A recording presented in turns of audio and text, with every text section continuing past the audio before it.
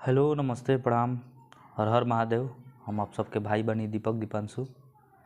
ता रोवा सब क्वेश्चन बनी। तो आज हम रोवा सबके बहुत लोग भाई लोग के कॉल के कुछ भाई लोग पहले भी कमेंट करत रहन ये हिरान सॉन्ग लेकर के आवे खातिर। तो आज हम रोवा सब खातिर फाइनली हिरान सॉन्ग लिख दिले बनी। रंगदारी हटे हिरान सॉन्ग, रंगदारी सॉन्ग 2024 हिरान सॉन्ग। तो एकदम बहुत ही सुपर डुपर हिट सॉन्ग बाटे। एकदम ठीक टुन यादव के जैसा गाना लिखले बानी। तो डिबेट सॉन्ग बा, जहाँ जहाँ दू बाटे वो सब खुद अपन देख लेब जा। जैसे हम एकदम डमी करब एकदम रो सबको वैसे ही गावे के बाटे। तो जे भी भाई अभी तक हमारे चैनल से जुड़ल नहीं है भाई, रो सब हमारे चैनल के फॉलो करके जोड़ी जाए। और जे भी भाई के हमसे पर्सनली सॉन्ग लेवे के होखे, जतिवाद ऑर्केस्ट्रा चैता लोकगीत लगन जैसन भी लेवे के होखे, वो सब कॉल व्हाट्सएप के जरिए संपर्क कर सकतनी। कम से कम चार्ज में अच्छा गाना लिखते बोल जाए। तो चली और वो सब के देर ना करते हुए वो सब एकदम अच्छा से सुनब जा, एकदम ध्यान से देखब जा। देर ना करते हुए वो सब के हम डमी करके सुनावतनी। तो चली लड़का के बोल बाटे कि बाटे घमंड तोहरा कवन आई यार पे, उड़त बाड़ू तू कौन रंगादार पे। दो बार बा कि बाटे घमंड तोहरा कवन आई यार पे, उड़त बाड़ू तू कौन रंगादार पे। हो हटे हो कौन खानदान के, हो खानदान के। तो फिर लड़की के बोल बाटे कि सुनो चलेला बुलेट पर सिक्सर तान के, सुनो चलेला बुलेट पर सिक्सर तान के। क्यों होले ली जान जोड़ा ना बालो भरे हिरान के, होले ली जान जोड़ा ना बालो भरे हिरान के, होले ली जान जोड़ा ना बालो भरे हिरान के। तो चलिए हमारी मुखड़ा रुआ सबके क्वेश्चन लागल, प्लीज रुआ सब जरूर कमेंट करके अपन प्यार आशीर्वाद दे के बताइए जा।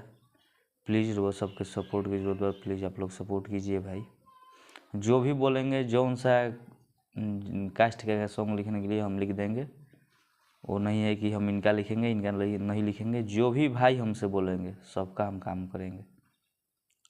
तो चलिए फर्स्ट अंतरा। तो ये हमने के फर्स्ट अंतरा बाटे। तो जे भी भाई के हमारे गाना पसंद लगेला प्लीज़ वो सब सब्सक्राइब करिए, काहे कि जो भी हम वीडियो लेकर के आई नोटिफिकेशन वो सबके पास पहुँचे। अच्छा लगे तो वो सब देख सकी जा, सुन सकी जा और गा भी सकी जा। अच्छा लगे तो वो सब गा सकते हैं। फुल एंड फ्री सॉन्ग रहेला। तो प्लीज़ आप लोग हमसे जुड़िए और चैनल से भी जुड़िए आप लोग। प्लीज़ आप लोग सब्सक्राइब कीजिए। अच्छा लगे तो शेयर लाइक कमेंट जरूर कीजिए आप लोग। जे भी भाई हमसे पर्सनली गाना लेवे को कि भाई संपर्क कर सकता है, कम से कम चार्ज में गाना लिख दे बोल जाए। तो चली फर्स्ट अंतरा के हम डमी करतनी सेम जैसे गाई वैसे वो सबके गावे के बाद ध्यान से देखब जा, अच्छा से देख के ध्यान से सुन लेब जा। चली फर्स्ट अंतरा लड़का के बोलबा कि रोजे सवेरे कहाँ जालू सेंट मार के, कहाँ से आवेलू तू ओढ़नीला सार के। तो फिर लड़की बोल रही है कि राखे ले हरदम हमरो ख्याल के, हीरो जैसन बाणे हो लागे ले कमाल के।